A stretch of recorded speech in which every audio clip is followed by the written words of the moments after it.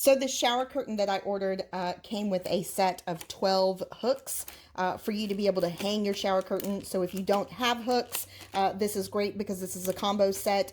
I have hooks and I'm not going to need these. However, these will work great if you connect them just like this. And you can actually go ahead and put one hook on a cabinet, another hook on the other cabinet, and then this will actually go ahead and deter children from opening those cabinets. So anyway, that's what I'll use these for.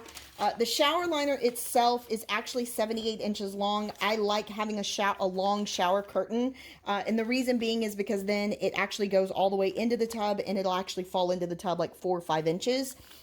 Which prevents my kids from pulling on it and then it potentially coming out of the shower, and then I get water everywhere.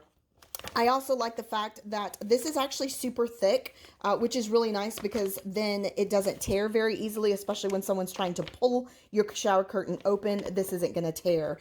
The other thing is that it's clear. It allows light to be able to come into your shower rather than a frosted one or something like that. It doesn't allow light to come in.